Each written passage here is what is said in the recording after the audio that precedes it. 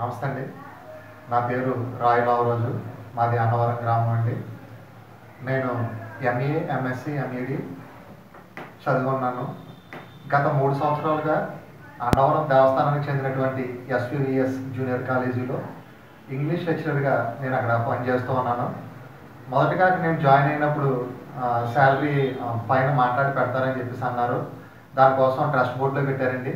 Trust బోర్డులో కూడా వాళ్ళు ఆమోదించడం జరిగింది. ఆమోదించారు కదండి, మరి నాకు శాలరీ పెట్టండి అనేటప్పుడు మరలా దాన్ని కమిషనర్కి రాసాం. కమిషనర్ దగ్గర నుంచి నివేదిక రావాలని చెప్పి చెప్పడం జరిగింది. అలా 2-3 సార్లు కమిషనర్కి రాసాం. అక్కడి నుంచి రావాలని చెప్పేసి లెటర్లు అవి కూడా రాసి నాకు చూపించి ఫైనల్గా అడిగినప్పుడు నవంబర్ 1ని పేపర్ నోటిఫికేషన్ ఇస్తున్నాం. ఆల్రెడీ మరి 3 సంవత్సరాలు బట్టి నుంచి నువ్వు ఫ్రీ సర్వీస్ చేసావు కాబట్టి నీకు వచ్చేటట్లు చేద్దామని చెప్పేసి వాళ్ళు చెప్పడం జరిగిందండి. సో తీరా నేను అక్కడ ఇంటర్వ్యూకి అటెండ్ అయ్యాను. ఇంటర్వ్యూకి అటెండ్ అయిన తర్వాత 9వ తారీఖుని ఇంటర్వ్యూకి అందరినీ పిలిచారు. చాలామంది వచ్చారండి. వాళ్ళతో పాటుగా నేను ఇంటర్వ్యూ చేశాను. అయితే ఏమైంది అంటే నాకన్నా తక్కువ పర్సంటేజ్ ఉన్న వ్యక్తి, నాకన్నా తక్కువ క్వాలిఫికేషన్ ఉన్నటువంటి వ్యక్తికి ఆ పోస్ట్ అనేటువంటిది అమ్మేసుకున్నారండి. మామూలుగా చెప్పాలి అంటే, వాస్తవంగా చెప్పాలంటే అమ్మేసుకున్నారనమాట. నాకు అన్యాయం చేశారనమాట. ఎందుకు అంటే ఒక ఎస్సీ కులస్తుడిగానే ఉండిపోవాలి, ఆ వ్యక్తి ఎదగకూడదు.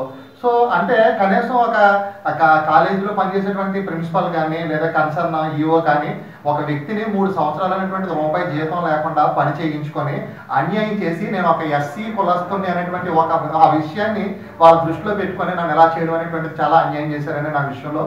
మరి దీనికోసం అని చెప్పేసి నేను చాలా తీవ్రంగా, ఎందుకంటే ఇప్పుడు మీరు పోస్ట్ ఇచ్చినటువంటి వ్యక్తి ఎవరైతే ఉన్నారో ఆ వ్యక్తికి నాకన్నా ఎక్కువ క్వాలిఫికేషన్ ఉన్నా, నాకన్నా ఎక్కువ పర్సంటేజ్ ఉన్నా మీరు ఆ అబ్బాయికి ఇచ్చారు, నాకన్నా బాగా డెమో చెప్పాడు అన్న ఆ డెమోస్ కూడా వీడియోస్ తీసారండి. మీరు డెమోస్ చూస్తే, అందులో వీడియోస్ చూస్తే ఆ అబ్బాయి బాగా చెప్పాడో నేను బాగా చెప్పానో, నా పర్సంటేజ్ ఎంతో తన పర్సంటేజ్ ఎంతో అంతా క్లియర్గా తెలుస్తుందండి. మరి అన్ని విధాలుగా కూడా కావాలని చెప్పేసి ఇందులో ఎమ్మెల్యే గారు హస్తం కూడా ఉందండి. ఆయనే చేశారని చెప్పేసి నాకు తెలిసింది. మరి అంటే కొన్ని డబ్బులు కూడా అమ్మేసుకున్నారో లేదంటే బయట వ్యక్తికి ఇచ్చేసారనేటువంటి వ్యక్తి ఉంది. ముఖ్యంగా చెప్పాలంటే అన్నవరంలో ఎయిడెడ్ కాలేజ్ పోస్ట్ సార్. అది ఎయిడెడ్ పోస్ట్ అంటే స్వచ్ఛందంగా గవర్నమెంట్ వాళ్ళ జీతాలు ఇచ్చి గవర్నమెంట్ ఇచ్చేటువంటి పోస్టులు అండి. అది ఆ ఎయిడెడ్ పోస్ట్ కూడా బ్యాక్లాగ్ సార్. ఎస్సీ బ్యాక్లాగ్లో గతంలో పనిచేసినటువంటి ఏ వెంకటరావు గారు ఆయన ఎస్సీ పోస్టు ఆయన ఓసీని భర్తీ చేయడం జరిగింది.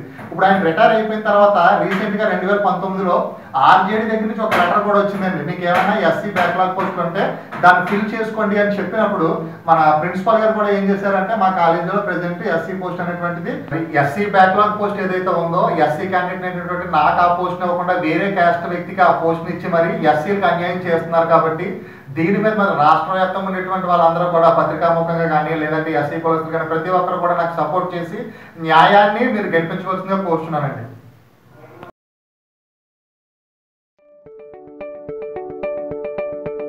SS Developers Rajahmundry, world's best facilitated venture started.